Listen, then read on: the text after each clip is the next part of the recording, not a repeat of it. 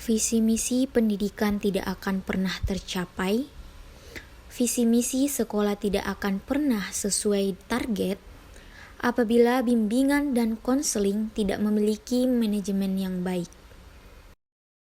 Assalamualaikum warahmatullahi wabarakatuh. Halo teman-teman, perkenalkan nama saya Windeka Putri Yusuf dengan NIM 220404502074 dari kelas BK 1B.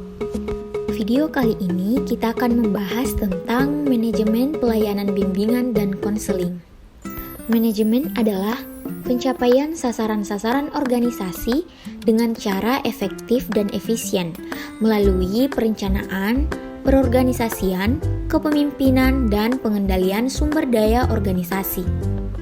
Profesor Dr. Sugio MSI pernah menyebutkan bahwa manajemen bimbingan dan konseling merupakan kegiatan yang diawal dari perencanaan kegiatan bimbingan dan konseling, perorganisasian aktivitas, dan semua unsur pendukung bimbingan dan konseling, menggerakkan sumber daya manusia untuk melaksanakan kegiatan bimbingan dan konseling, motivasi sumber daya manusia agar kegiatan bimbingan dan konseling mencapai tujuannya. Ada beberapa alasan diperlukannya manajemen dalam bimbingan dan konseling. Yang pertama, untuk mencapai tujuan. Yang kedua, untuk menjaga keseimbangan di antara tujuan-tujuan yang saling bertentangan jika ada. Yang ketiga, untuk mencapai efektivitas dan efisien. Ada 5 prinsip manajemen bimbingan dan konseling. Prinsip yang pertama, perencanaan atau planning, agar pelaksanaan bimbingan dan konseling memperoleh hasil sesuai tujuan yang dirumuskan sebelumnya. Prinsip yang kedua yaitu pengorganisasian atau organizing. Sistem pengorganisasian diketahui dari struktur organisasi sekolah tersebut. Organisasinya terdiri atas koordinator, anggota, dan staf administrasi.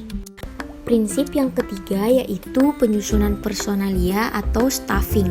Mekanisme para personalia ditetapkan, disusun, dan diadakan pembagian tugas. Prinsip yang keempat, pengarahan dan kepemimpinan atau leading.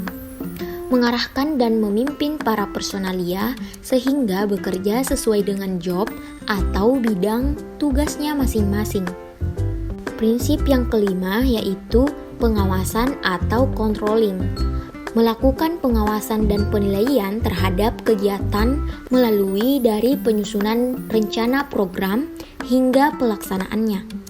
Aspek-aspek manajemen bimbingan dan konseling.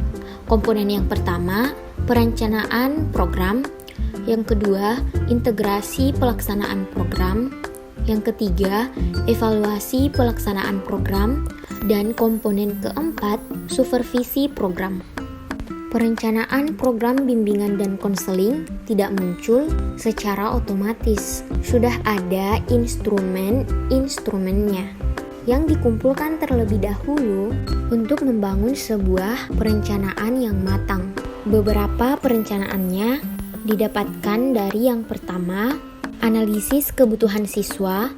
Yang kedua, penentu tujuan BK. Yang ketiga, analisis situasi sekolah. Yang keempat, penentuan jenis kegiatan yang akan dilaksanakan. Yang kelima, penetapan metode pelaksanaan kegiatan. Yang keenam, penetapan personal kegiatan.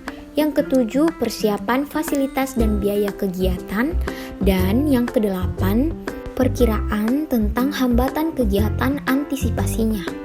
Aspek kedua dalam manajemen bimbingan dan konseling memiliki maksud pelaksanaan program bimbingan dan konseling terintegrasi dengan program sekolah secara keseluruhan. Integrasi ini memiliki 2 jenis. Yang pertama adalah program tahunan. Sebagai program sekolah yang dijabarkan menurut alokasi waktu setiap semester.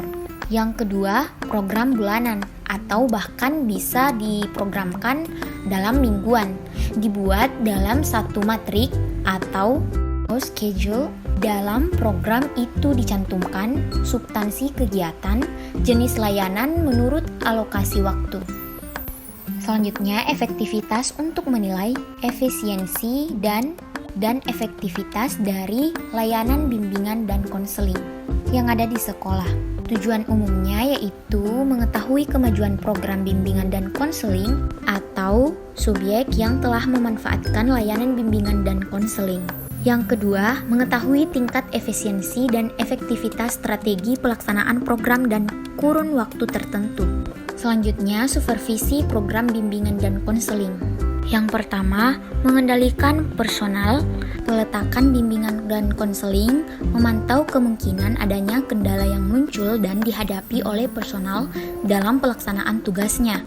Yang kedua, mencari jalan keluar terhadap hambatan dan permasalahan dalam pelaksanaan yang lancar ke arah pencapaian tujuan bimbingan dan konseling di sekolah.